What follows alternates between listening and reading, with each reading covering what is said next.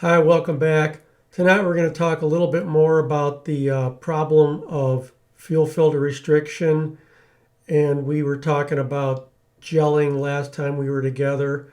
Before I get into that, I wanted to say hello to Julius Burton, who said this is his first year as an owner-operator. And for all you guys that are owner-operators, I know you need to put your arms around them and help them when the times get rough. So, Julius, my advice to you is learn as much as you can about your truck and your engine so that you're not helpless out there on the road and you can make good decisions. And that's part of the reason that this channel's here to help people to shore up their knowledge so that they can make better decisions and save money and all that. So, welcome to all of you that have joined the channel. I appreciate all of you subscribing.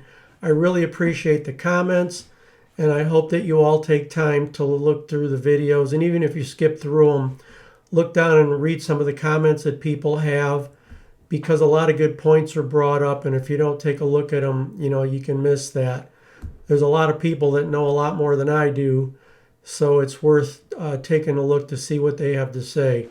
I don't block anybody's comments on this channel. I don't delete any, good or bad. It is what it is. So let's be honest about it. That's how it is in life. So having said that, let's get back to what I wanted to talk about tonight. And we were talking about fuel gelling and filter restriction and 559. And Cummins knows that this is a problem that some people have had, depending on the seasons and the quality of the fuel and how much dirt's in the fuel and whether or not the fuel's been polished or not. And polishing means it's been filtered a number of times before it actually gets to your fuel filters on your engine. So it's pretty clean. And the more it's been quote unquote polished, the less dirt it brings with it to plug your filters. So what I'm going to put up tonight is a little bulletin. It's a technical service bulletin, and Cummins put it out. And basically what they did is they gave you some filter part number options. And on the common rail engines, so 2010 till current, generally speaking, your on-the-frame filter or primary filter or suction side filter, it's all the same filter, is about 10 microns. And so they did that because the on-engine filter is about 4 microns. So they wanted to get a good part of the dirt out of the fuel before it hit the on-engine filter.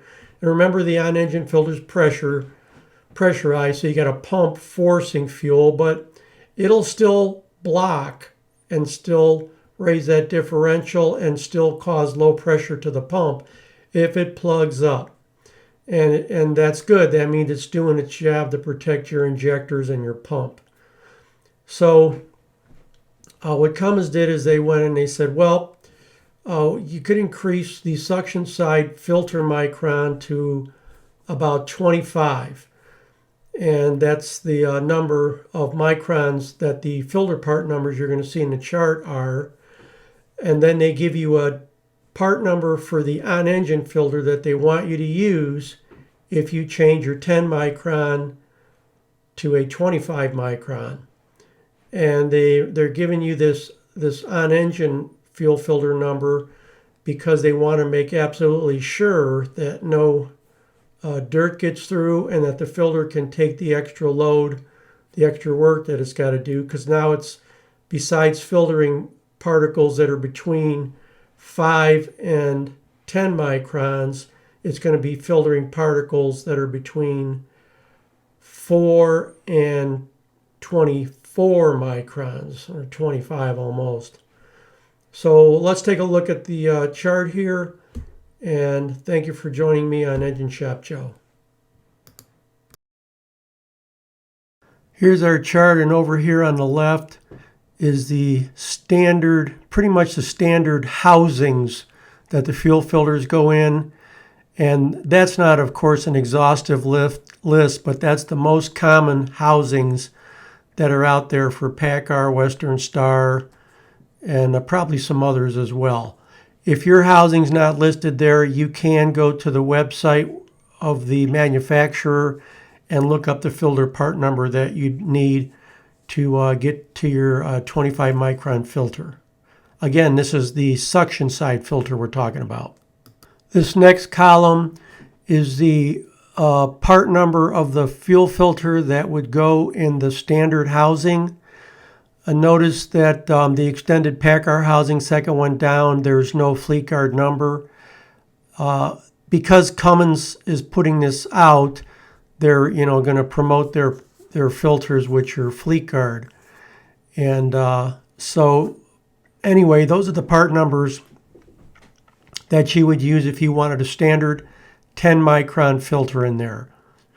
The next column to the right is the new suction side fuel filter part number, and notice those are 25 microns.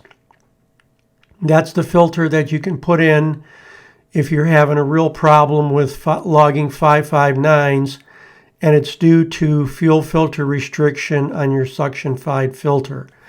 Again, you're increasing the pore size in the filter so that more dirt and thicker fuel can more easily get through that filter. Remember, once it gets to the filter on the engine, it's already been through the gear pump. It's got some heat in it because all those parts are hot from the oil that's around them and from the friction that they're making. I'm talking about the primary gear pump. It's building pressure in it so that it heats the fuel as it's building the pressure in the fuel.